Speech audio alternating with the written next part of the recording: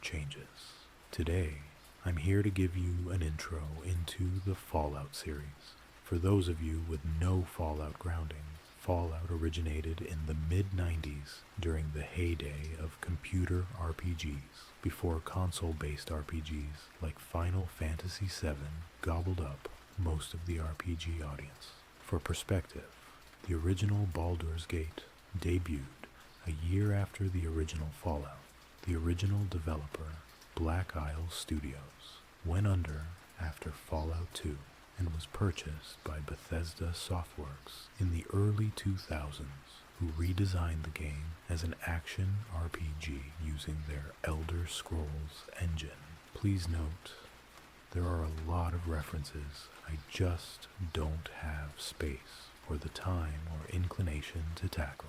There's so much content here, and I'm already at a double-sized piece.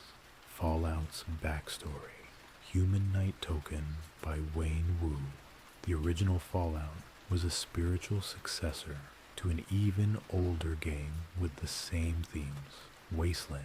Wasteland is referenced in Bastion of Remembrance, as the Desert Rangers are from that game. The games are semi-satirical, lampooning American politics and corporate culture. The games also feature a 1950s retro-futuristic aesthetic that has become a hallmark of the series. The name comes from the nuclear fallout that devastated the world in the aftermath of the Great War between the USA, the Soviet Union, and China. This devastation happened in-universe in 20077. A big element of the Fallout series are the vaults, which were ostensibly designed as fallout shelters, but in truth were a series of sick social and eugenics experiments conducted by Vault-Tec. Many of the player characters throughout the games come from one of these vaults, and they're one of the most iconic elements of the Fallout series.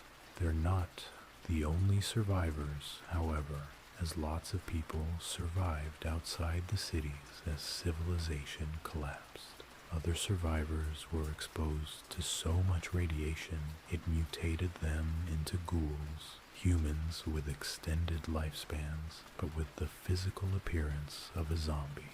In many cases, the radiation also damaged their minds, creating feral ghouls.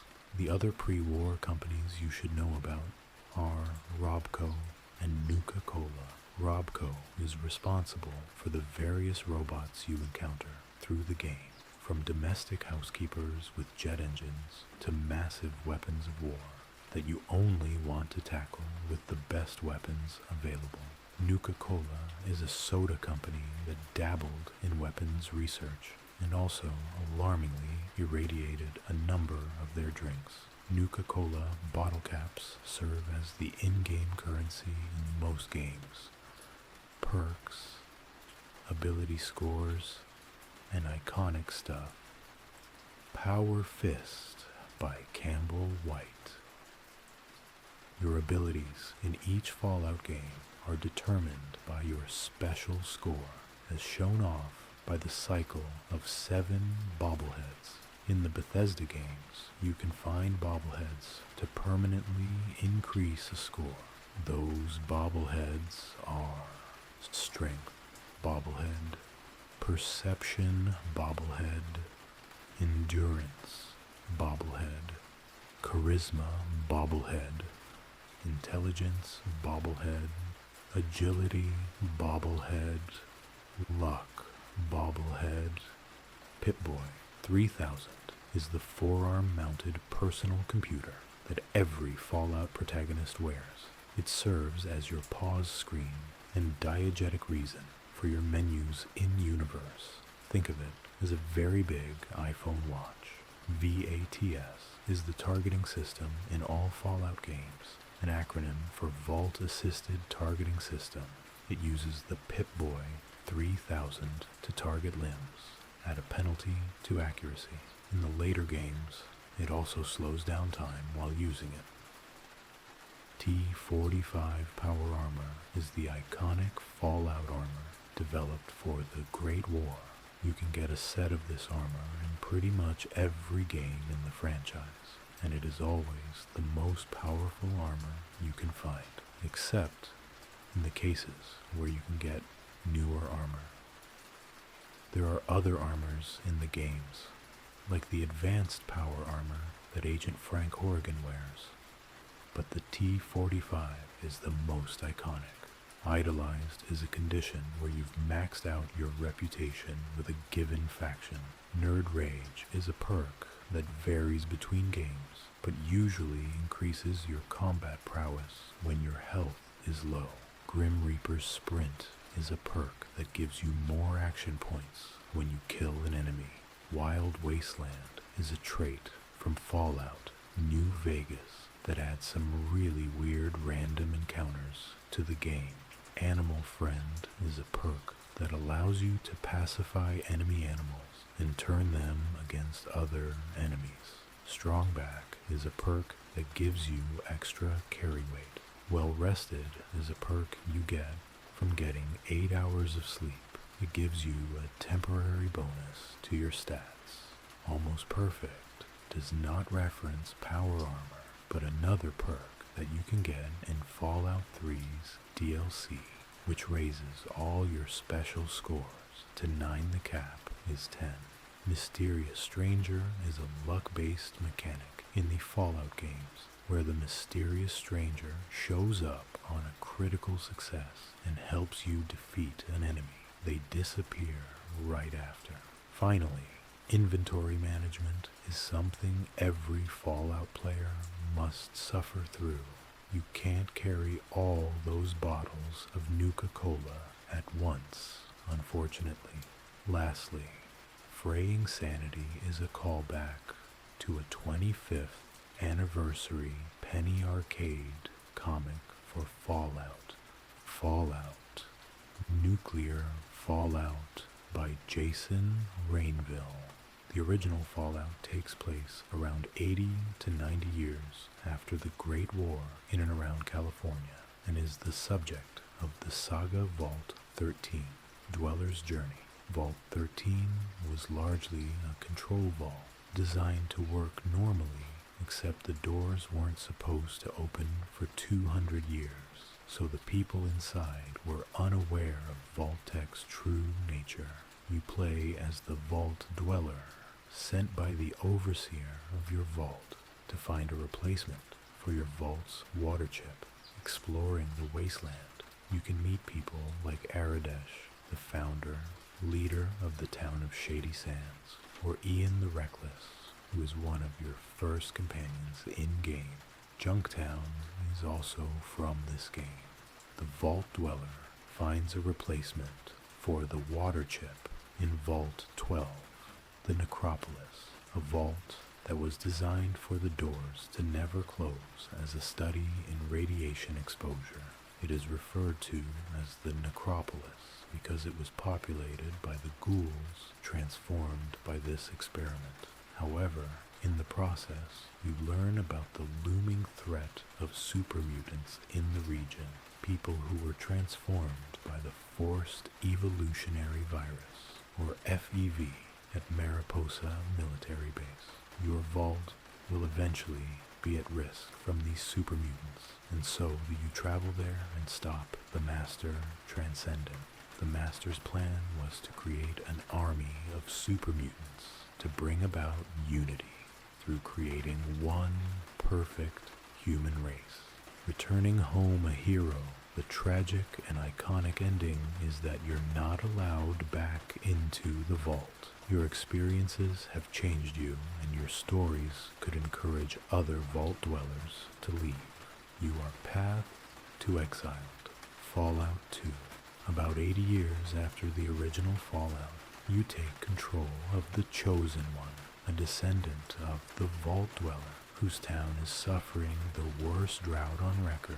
You take on the mantle of the Ancients and set out to find Vault 13 and the Garden of Eden Creation Kit, or GECK, located there. The GECK is a near-instantaneous terraforming kit meant to be used to instantly create a lush paradise for survivors. The problem when you arrive is that the vault dwellers are gone and young Deathclaws are in their place. You can also find Marcus, mutant mayor, and learn that not all super mutants were made overly aggressive and unintelligent in the process. Shady Sands has also evolved into the New California Republic, a mostly benevolent governmental body that controls large swaths of the wasteland. The game largely follows you, trying to figure out what happened and find the Gek to save your village. Along the way, you discover the Enclave, an organization made up of the corrupt deep state remnants of the U.S. government and the ones who commissioned Vault-Tec's experiments. They kidnapped the residents of Vault 13 to use in their FEV experiments, as the residents were free of radioactive contamination. You defeat Dick Richardson, the President of the USA, and Agent Frank Horrigan on their offshore oil platform, Dragon Skull Summit, and return home with the Gek and the Vault Dwellers, and usher in an age of peace, the Brotherhood of Steel. While I don't talk about them in these two summaries, the Brotherhood of Steel is the most iconic faction in the Fallout franchise. The Brotherhood is a quasi-religious, paramilitary organization founded in the wake of the Great War by the U.S. Army veterans. Their goal is to keep advanced pre-war technology out of the hands of, well, pretty much everyone who isn't them. They're ruthless in pursuit of their goals and possess the advanced technology to make them a major player in any conflict they're involved in. Fallout 3 Struggle for Project Purity by Billy Christian. Fallout 3 was the first of the Bethesda games, taking place just a few decades after Fallout 2, but on the other side of the country, in and around Washington, D.C., or the National Capital Region, NCR. In the game, you are the lone wanderer, a vault dweller from Vault 101, Birthday Party. The Birthday Party in the saga is part of the game's opening tutorial that follows small snippets of your life growing up in the vault, also depicted in Path of Ancestry. Your father, James, Wandering Dad, disappears one day and you leave the vault in order to find him. The first settlement you can encounter is a town called Megaton. Due to the undetonated nuclear warhead the town is built around. In-game, you can decide Megaton's fate by detonating the nuke. Three Dog, Galaxy News DJ, operates the biggest radio station in the NCR and points you in the direction of Dr. Madison Lee, who once partnered with James on something called Project Purity. It turns out that James raised you in the vault to keep you safe after the death of your mother. But now that you're an adult, he wants to get something called Project Purity back off the ground.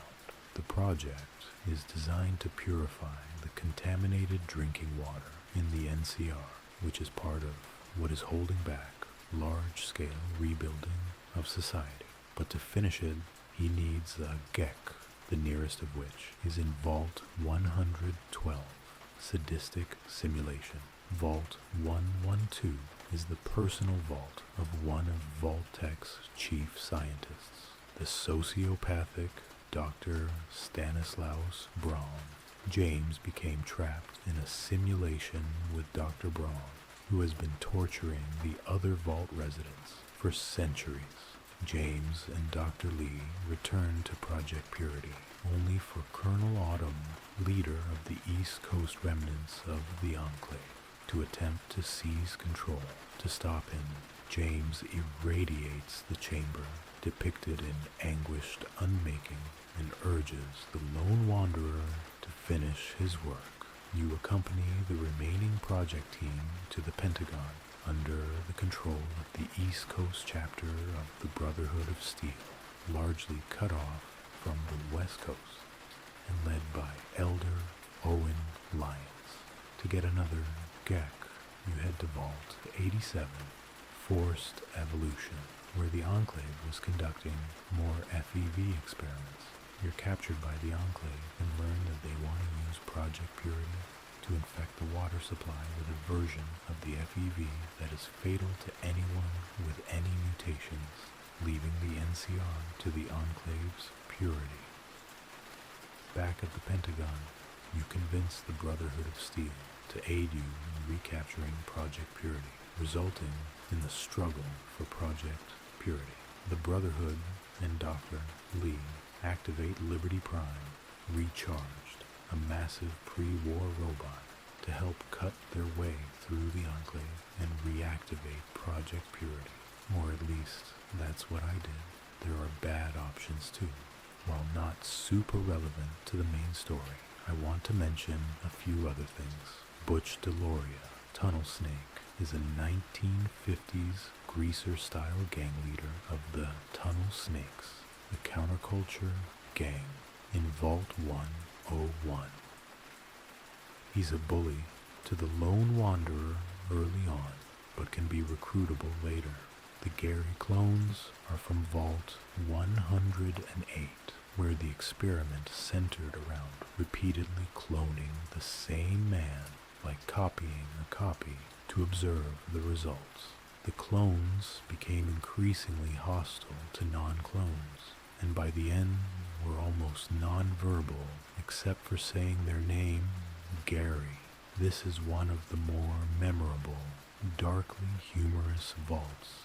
Sierra, Nuka's biggest fan, appears in Fallout 3 and 4, and she's exactly what is described on the cover here. She's a huge fan of Nuka-Cola and can be found at locations majorly important to the organizations. Harold of Harold and Bob, First Newmans, is a recurring character through the first 3 Fallout games. Exposed to the FEV alongside the Master at Mariposa, Harold started to develop a tree growth growing out of his head he named Bob. After about a century, the tree grew so large that he rooted in place in the NCR, and much to his chagrin, a small nature cult formed around him as their god. He hates it. McCready, Lamplight Mayor, is a young boy who is the mayor of Little Lamplight, a small town made up only of children that is located in the same cave system as Vault 87. McCready, as an adult, is a recruitable companion in Fallout 4. Sentinel Sarah Lyons is the Elder's daughter and a temporary companion in the game. Finally, Moira Brown, guide author, is a resident of Megaton who gives the player character quests for her Wasteland survival guide. If the player chooses to nuke Megaton, Moira is revealed to be still alive, having been turned into a ghoul. Fallout New Vegas. General's Enforcer by Nino is. Fallout New Vegas is the most popular of the Bethesda-era Fallout games, developed by Obsidian Entertainment, which is made up of many veterans from Black Isle Studios. It uses a lot of elements that were originally planned for Black Isle Studios' cancelled version of Fallout 3, usually referred to as Van Buren, taking place just a few years after Fallout 3. The story centers around Las Vegas, an independent settlement controlled by Mr. House, president and CEO, as both the New California Republic and Caesar's Legion, a brutal new faction themed on the Roman Empire, vie for control of the region. Also at play is Hoover Dam, the power source for New Vegas and a valuable site for both sides. The story culminates in the Legion's assault in the Battle of Hoover Dam, but it tends to be a very open-ended game that it's much harder to do a good story summary of it. You play as the courier who is shot and left for dead in the Nevada desert by Benny, as depicted in Lethal Scheme. Over the course of your adventure, you'll encounter all the sides to this issue. there's the NCR, who have good intentions, but have stretched themselves too thin to be reliable. Caesar's Legion, who talk big, but are just raiders with an aesthetic. And then finally, Mr. House, who controls a massive army of Securitron robots and aims to keep New Vegas independent of either side. You spend much of the game in pursuit of the Platinum Chip, which was taken from you by Benny at the start of the game. The chip contains upgrades for Mr. House's Securitrons, which would upend the balance of power in the region. Your decisions will affect the outcome of the balance of power in the region. Personally, I eliminated Mr. House and Benny with the help of Yes Man, personal Securitron, and took control of an independent New Vegas for myself. Vault 21, House Gambit, refers to a Las Vegas vault that has been turned into a hotel and casino in New Vegas. Vault 11, Voter's Dilemma, refers to Vault 11's sick social experiment, in which the vault dwellers were told to sacrifice someone from the vault every year, or the computer would kill them all. The vault dwellers held elections every year for Overseer, the person to be sacrificed. Jason Bright, Glowing Prophet, is a glowing one, or a ghoul so irradiated that they literally glow with radioactive light. Jason is the leader of the Bright Brotherhood, a religious cult in which Jason wants to use an old rocket test site to take his followers to the far beyond. Caesar, Legion's Emperor, is a brutal and charismatic man, well aware of the manipulative tactics he's using to keep his legion, made up mostly of former raiders, in line. His general, Legate Lanius, Caesar's ace, is more of a true believer and is one of the final bosses of the game, depending on where you end up siding. The Nipton lottery needs some explanation, in that when the Legion came to Nipton, they held a lottery for what horrible way everyone there would die. Only one person would be allowed to live, hence what's happening in this card. Some of the companions you can recruit in the game include EDE, Lonesome Eyebot, a former Enclave Eyebot that the Courier can repair, Rex, Cyberhound, a pre-war cybernetic dog who needs a brain replacement to survive, and Veronica, Dissident Scribe, a Brotherhood of Steel scribe who is dissatisfied with the self-destructive direction the Brotherhood is taking. The Brotherhood of Steel have a smaller presence in this game than previous ones, but much of their plot surrounds Helios 1 and the pre-war weapon located there. Arcade Gannon is a humanitarian doctor with a secret past upbringing in the Enclave, which he must hide or be captured and imprisoned for life in the NCR. Cass, Hand of Vengeance, is a caravan owner on a quest for vengeance against the Legion, who destroyed her caravan. Craig Boone, Novak Guard, is a NCR sniper assigned to guard duty in Novak, where he uses Dinky the dinosaur as his perch. Temple of Abandon. Lily Bowen, Raging Grandma, was a vault dweller until the Master raided her vault and transformed her into a super mutant. You'll find Lily at Jacobstown, a settlement for super mutants founded by Marcus from Fallout 2. Raoul, Troubleshooter, is a mechanic and gunslinger, hence his title on the card. Fallout 4, 2287.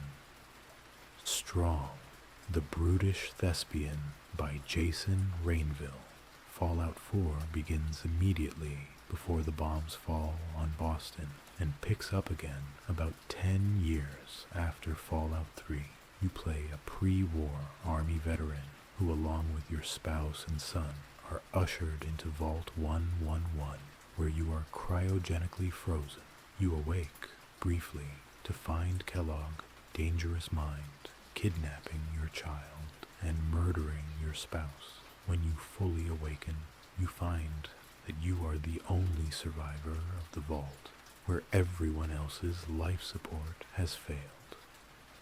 This earns you the title of Sole Survivor.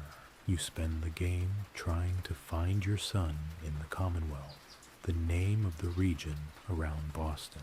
While Fallout 4 is more linear than New Vegas was, there are still a large number of factions for you to encounter. The first are the Minutemen, led by Preston Garvey Minuteman, who aim to create safe settlements in the region.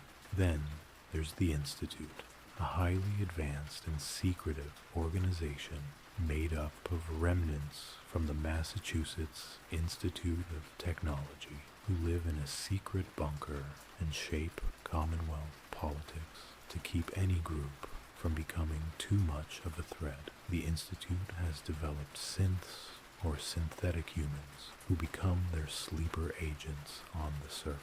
Paranoia around synths is one of the driving factors of the region. The Railroad attempts to free synth from the Institute, while the Brotherhood of Steel, who has arrived in the region from the NCR aboard the Prydwen Steel flagship, seeks to destroy them and the Institute.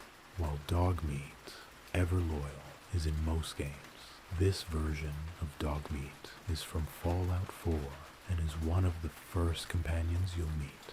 You'll also encounter Codsworth, Handy Helper, who was your home's robotic butler before the war and has been waiting centuries for your return.